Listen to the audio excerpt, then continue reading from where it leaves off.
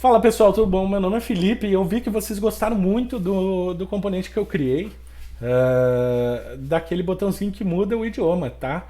Então eu fiz aqui rapidamente uma aplicação, certo? Vai sair um vídeo depois no canal falando mais sobre, mas eu vou deixar aqui para vocês verem, ó. Se eu mudar aqui, ó, você pode ver que ele muda todo o contexto da aplicação e está salvando ali, ó, em local storage. Então toda vez que eu mudo, altera local storage e também altera o valor da minha variável, tá? Basicamente em React, tá? Em React, estou usando o Vite aqui para rodar. O nosso componente é isso aqui. Deixa eu ver aqui só. Então, usando o React, o nosso componente é isso aqui, tá? Não precisa de mais que isso. Eu estou usando um contexto que tem a minha tradução e para isso eu criei um hook. O hook é bem simples, é basicamente esse valor, certo? Vocês podem copiar e o nosso contexto ele também é bem simples, certo? Deixa eu diminuir ele aqui um pouquinho. O contexto que eu estou usando, ó, ele leva em conta só a palavra home de início, de página inicial. Então o contexto tem um valor, eu seto ele como padrão para português do Brasil, então quando ele carregar a página, ele vai carregar em português, certo? Eu criei uma variável de tradução aqui como enum, onde vocês podem ver que ele está escrito em chaves aqui para usar justamente o código que é padrão das páginas e que vem do navegador. E para eu setar isso, né, primeiramente eu vou verificar se eu já tenho ele salvo no meu local storage. Se eu já tiver, eu vou usar essa informação de lá. Se eu não tiver, eu vou buscar ela de Navigator Language. Então ele vai pegar a linguagem, o idioma do navegador e vai setar lá para a gente, certo? E depois que eu mudar, ele vai sempre usar essa informação do local storage, porque vai estar disponível lá, certo? Então esse meu contexto, ele está abraçando toda a minha aplicação, certo? No main aqui, ó, você pode ver, ele está abraçando toda a aplicação. E eu criei essa aplicação bem simples, tá? É o switch.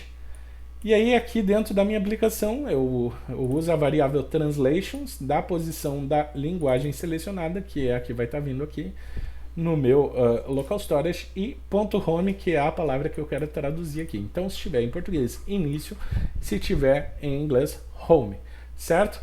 Para quem quer ver também curiosidade sobre o CSS, eu vou abrir aqui para vocês rapidamente, tá? Como eu estou usando aqui o nosso componente switch, tá? Um label, toda vez que eu clico no label, certo? Ele vai clicar no input, é um comportamento, né, do label. Se eu tiver o label separado, né, se eu clicar no label e tiver a referência do input, um dos dois ele vai mandar um para o outro. Agora, se eu tiver o label abraçando o input, eu cliquei no label, ele já clica no input também. Então, para esse tipo de coisa, é muito útil usar aqui. Então, eu defino que o meu switch, o label, é position relative para todo mundo que vem depois dele, tá por dentro dele. E aí, dentro disso, o meu span e as outras coisas vão ganhar, conforme eu for lendo aqui, o position absolute e vai ficar dentro daquele espaço que eu delimitei ali, certo? O meu switch, então, ele vai ter esse tamanho, 60 por 34 pixels, que é basicamente esse espaço que ele está ocupando aqui. O meu input, eu tiro a visibilidade dele com a visibilidade, não, a opacidade 0 e diminuo o tamanho e a altura para 0 também, para ele não nos atrapalhar, né? Ele continua na tela, mas ele não nos atrapalha visualmente. E aí o meu slider que vai fazer então o trabalho. Então o slider inicialmente é essa partezinha branca, que depois ela fica azul, né, quando estiver ativo. E o meu slider before é justamente a minha bolinha aqui. Nesse caso ainda, na linha 25 ele ainda não é bolinha, mas é essa bolinha que está mudando, tá? Ele seta o tamanho para 26. E aí aqui, ó, no input checked, ele vai colocar o nosso slider como azul, que é o nosso fundinho aqui. Se tiver focado, ele gera uma bordinha bem fininha de 1 pixel azul aqui para você ver que ele tá, que esse input está selecionado, tá com foco nele, tá chamando a atenção ali. E toda vez que a gente fizer o clique dele, que ele fizer esse clique, ele vai ter essa transposição do X para lá. Então, até aqui você já tem o comportamento básico, certo? Se eu tirar o round aqui, ó, vocês já vão ver ele funcionando como ele funcionaria até aqui. Obviamente sem a bandeira, né? A bandeira eu adicionei depois. Mas enfim, deixa eu colocar aqui o round de volta, vamos salvar, tá? Para ele ficar redondinho. Aí aqui eu tô colocando as bandeiras, tá? Que é basicamente uma imagem, um cover. Eu gostei de deixar assim, porque ela pega a parte principal da bandeira do Brasil e também dos Estados Unidos, sabe?